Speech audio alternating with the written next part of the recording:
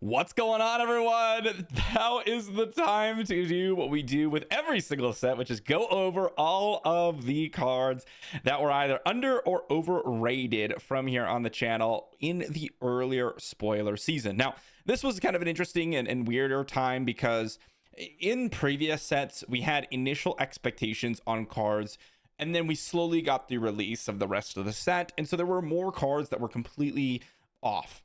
This set, we got kind of like a third to a half of the set slowly spoiled, and then we got the rest of the set just completely dropped. So we've had a lot of time to review the set, and a lot of the evaluations of these cards were in the context of having all the other cards available to us, which has kind of shifted it to where there's not too many crazy outliers that were like, yeah, this is unplayable and it's actually solid, or even cards that were like, okay, this is going to be the best card in the set, and it wasn't actually playable at all. There's nothing super off in this set compared to some of these sets in previous times.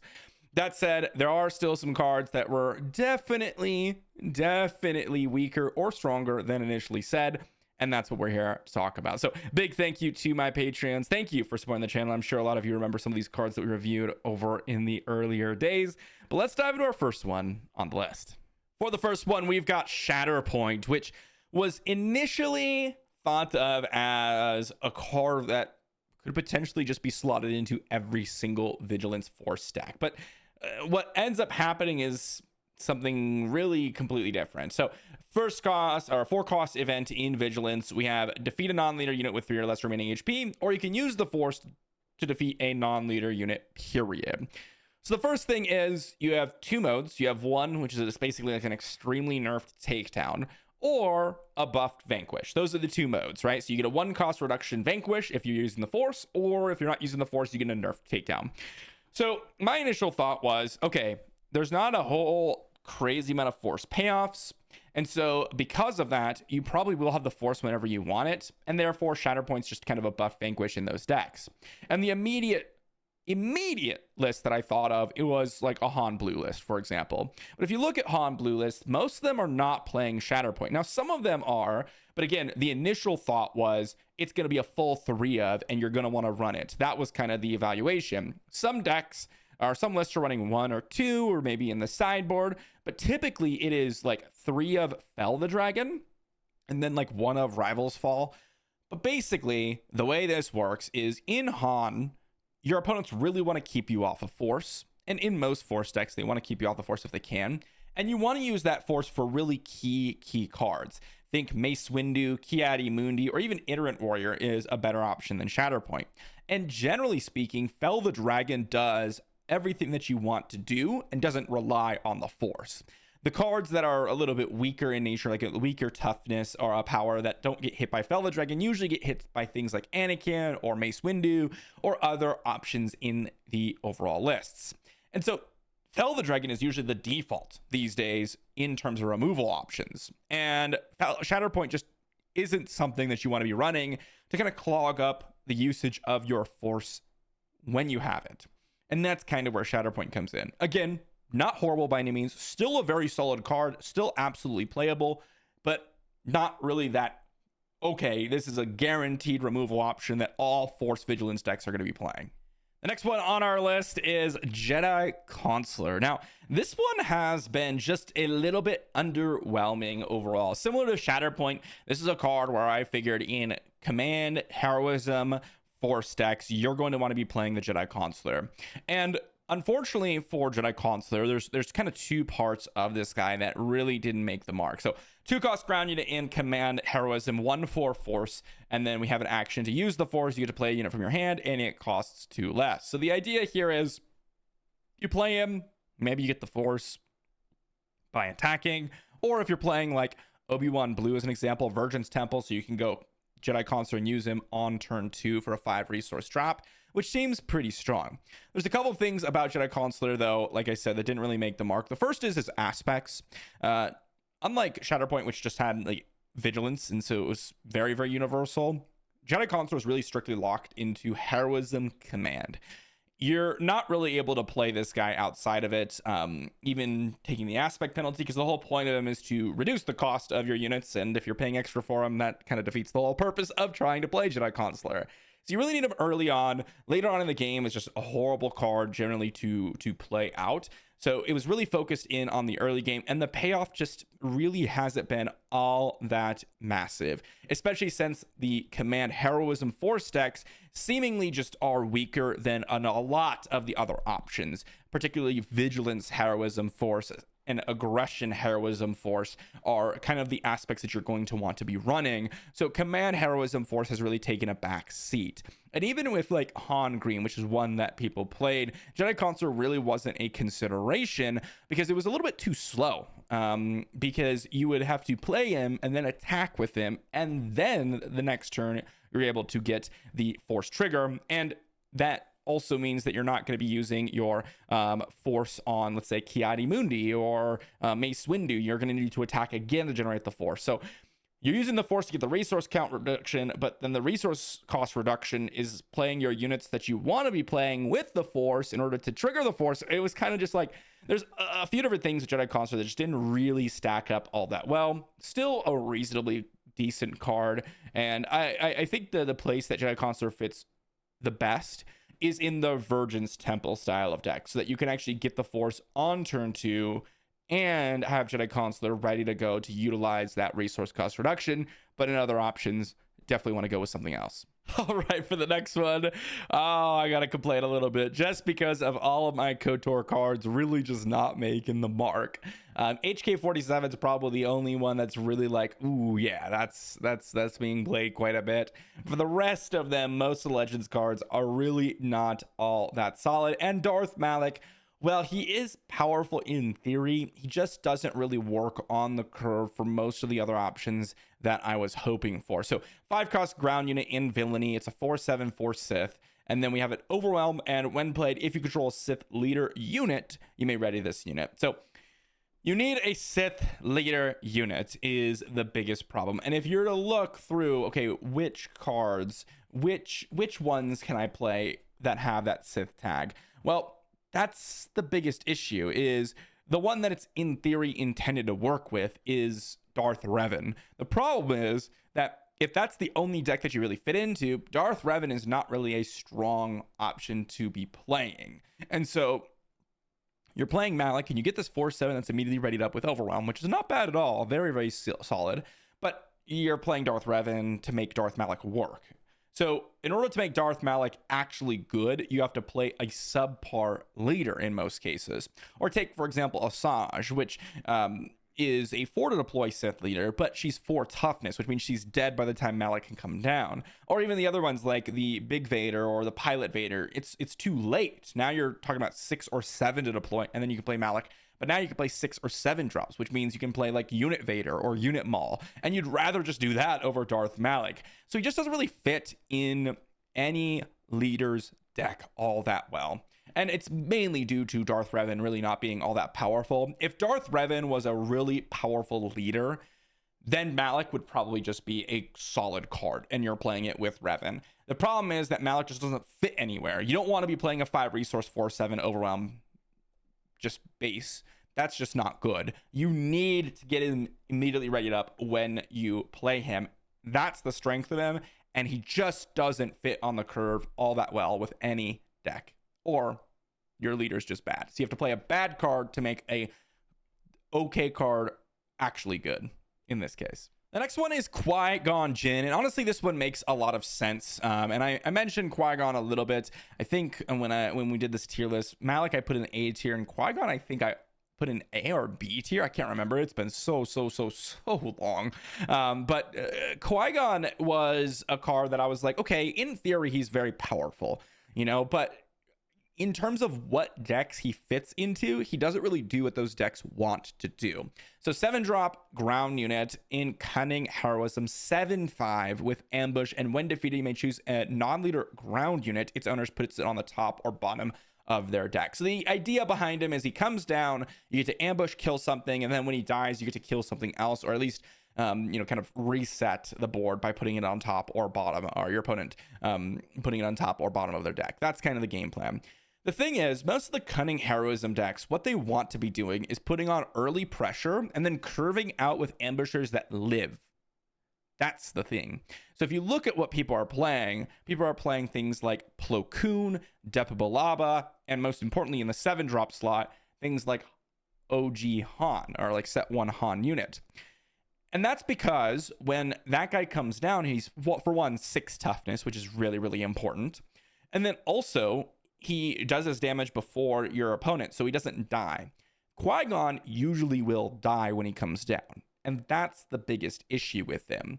He doesn't stick around to where you're putting presence on the board and affecting your opponent's board. And that's what the Cunning Heroism decks want to do. You want to be playing, when you're in the early game, you're putting on pressure, and then when you're curving out into the mid to late game, your units need to be interacting with your opponent's board and sitting behind to put more pressure on your opponent's base, because your only game plan is to finish out the game by this point. And that's where Qui-Gon really doesn't fit anywhere. He just doesn't really do what that deck wants to do, and he ends up being just not played in most decks. If we do see some more controlling option, I could see Qui-Gon being just a solid unit in general. Maybe you ambush him out, he kills something, he lives, you can kill something else, and then kill a third thing. The other thing that's kind of removing some of the viability from him is the fact that it's only ground unit. So if it's choose a non-leader any unit, that would make him a lot stronger as well, because you could hit those space units for when you really need him to be a clutch unit, killing off ground unit and a space unit at the same time.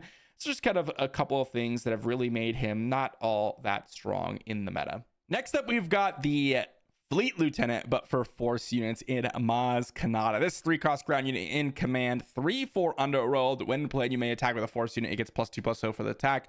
Was really exciting to me. Now, mind you, Maz Kanata was a card we saw very early on in the set, and so I was like, okay, this looks absurdly good. Like, I could see this being a must-have. But the one downside I pointed out was that you are not fitting this card with the rest of the cards that want to be played with Maz Kanata. And what I mean by that is, in order for Maz Kanata to be really solid, you want to have Force units. But Maz Kanata herself is not a Force unit. So when you're comparing it to Fleet Lieutenant, you lose out on a point of toughness with Fleet Lieutenant. But the most important part about Fleet Lieutenant is that it's also a rebel unit. So it fits in with the deck. You're basically playing another part of your deck that works with the cards that you're thinking about in the first place, which is really ends up being way more powerful. That's one part about it. The other part about it that ended up being a lot weaker than I was hoping was that really the Force decks don't want to be doing what Maz Kanata is doing. So you don't want to be curving out like a rebel deck and just dealing damage and rushing your opponents down. The Force decks, because you're playing Force units and you're flooding your deck with Force units, most of them are coming from set 5. And because they're coming from set 5, you want to be getting the Force as a mechanic. And if you're playing a 20 HP Force base, that means you're not playing things like ECL and Tarkin Town to put on way more pressure and actually be that hyper aggro deck. And you're playing units that want to be this more slow-paced, value-oriented deck with like Inherent Warrior, Ki-Adi-Mundi, Mace Windu, etc. And so it just doesn't really fit with the theme of what the Force cards are trying to do. And then, of course, you add all on that on top of the fact that she's not her own Force unit itself. It just doesn't really fit nearly as well as Fleet Lieutenant. Now, does that mean she's not played? Absolutely not. She's still a solid unit, but she's not the Fleet Lieutenant that I was hoping her to be. The next one in Craving Power ended up being a lot stronger. It is one of the most played cards from set 5, and it is one that I don't remember ever even talking about all that much in the early sets. I'm trying to remember when this was dropped. If it was dropped with the rest of the set, or if it was just dropped in the earlier spoiler section. I just overlooked it because I took a look and I was like, this just seems like a worse overwhelming barrage. So probably not worth stacking up more, but that's not really the case. So this 5-cost upgrade in Craving Power is Command Villainy. Attached to a friendly unit, deal damage to an enemy unit equal to the attached unit's power, and then you give +2/+2. So obviously, the most direct comparison is Overwhelming Barrage. It's the same aspects, it's the same cost, it deals damage to enemy units, but there's one major difference between the two, or I guess you should say 2 major differences. For one, Craving Power is an upgrade, so you get permanent +2/+2. That's really important. But the other thing with Overwhelming Barrage is that you get to deal your damage spread across as many units as you choose. That versatility is always something that's welcome. Now, The obvious advantage of Craving Power is that it works with Kylo really well, and that's kind of the idea behind it, is that you can play Kylo Ren as your leader, discard it, and then bring it back from the discard pile and have an amazing removal spell. That's awesome. Obviously, very, very solid, and something that has done really, really good work. But also, we're starting to see it in things like Garsaxin ECL, where you get that +3/+2, but then you get permanent power increase, but you also remove a unit. Or even just other command villainy decks like Vader Yellow, for example. You get to play it on your big unit or a random space unit. And things like Vader Yellow are one of the decks that really do take advantage of Craving Power, because you have so many units that when you overlay Barrage, in some cases, you kind of just need to take out a unit. So you can put it on your 2 or 3, your 2/3 Sanctioner Shuttle or whatever. You don't need to, put it on your Clone Combat Squadron and hit something for like 12 or whatever. So you can put Craving Power on, like, again, a Sanctioner Shuttle or that type of card, and suddenly you have a permanent +2/+2 that your opponent also has to deal with when you're going wide. And that's kind of the power of Craving Power. And so it is actually a lot better. And again, the reason it's on this list in the first place, because I don't remember even mentioning this one or even talking about it at all. Really, I know I slotted it into a couple of decks, especially when we were playing Kylo, but that was really it. And it turns out that there's a lot of other command villainy decks that really do want a couple copies, to even potentially 3 copies of this card in their main decks. And for the final one on the list, probably the one I was most excited about, and yet the biggest flop of them all, and that is Eeth Koth. The 4-cost ground unit in Command Heroism. It's a 5/4 with Force, Jedi Republic as tags, and when defeated, you may use the Force. If you do, put this card into play as a resource. So when we were looking at this, I was like, yeah, I can't imagine a world where this card is not really, really wanted, really, really played. You get a 4-cost card that essentially acts as a super laser technician, but then it has that extra power, so it's actually going to be able to trade with units, etc. Blah blah blah blah blah. Right? Here's what I found out very quickly, by the way, very, very quickly, because I put it on Eeth Koth in like all the decks, and then the more I played with it, like the more I'm unimpressed with him. The fact that Super Laser Technician gives you the resource immediately is so important. And we knew this already, but then when you play with Eeth Koth, which has, a very similar ability to Super Laser, you really get to feel it.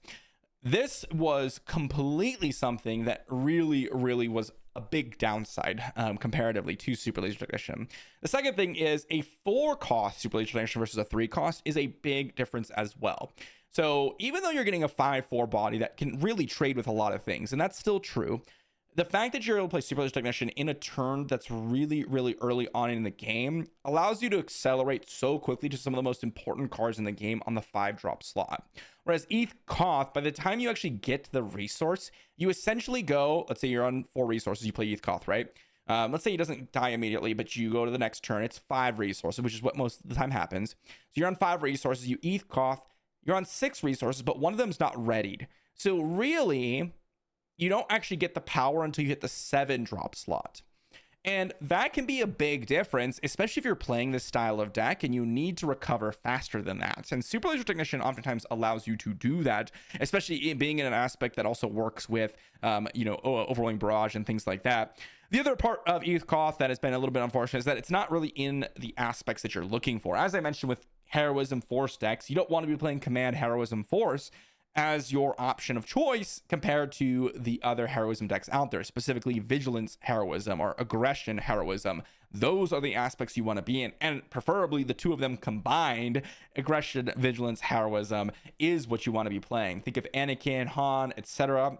If this was a Vigilance card instead of a command card, would I think it see play? I don't think so, actually, because now you're competing with things like Iterant Warrior and Ki-Adi-Mundi in the 4-drop slot. And what's most important about those cards is you play them and then you get immediate value. Eeth Koth, sometimes you play it, and if you don't have the Force, well, obviously it does nothing, similar to Ki-Adi, but more importantly is you need to make sure you maintain the Force for Eeth Koth. Otherwise, you're just playing a 4-resource 5/4, and that doesn't really do anything.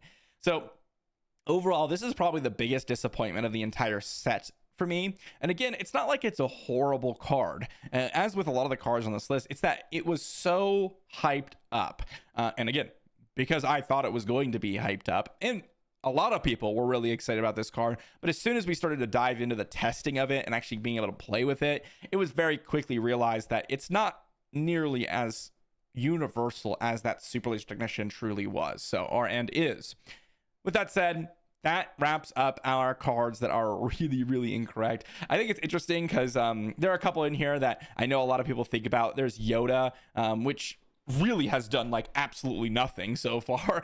We saw it a little bit with the Han greens out there, but in general, Han green has performed really poorly, and Yoda was not something that was really all that fantastic in that list. This was one that I rated a lot lower than I probably should have. So I definitely think I was wrong on the card, but not like crazy wrong. It wasn't actually truly all that strong as we got to play with it. Another card that we could mention here. Oh my gosh, I forget the name. I mean, things like Tal's Assassin, for example. I mean, Darth Tyrannus. I spoke about those cards. They ended up being just not only good like we thought they were going to be, but like some of the best, most powerful force payoffs. Ki-Adi-Mundi you could put on this list. This is one that initially I was like, yeah, this seems like it could be good. It could be like a card that you're playing in your force deck and have some value from it. Doesn't seem bad at all. I think this is one of the better force payoffs. That was kind of the line I was thinking. Turns out this is just like the best force payoff. Ki-Adi-Mundi is incredible. It has completely shifted some of the matchups in favor of some decks because of the ability to continuously grind out cards.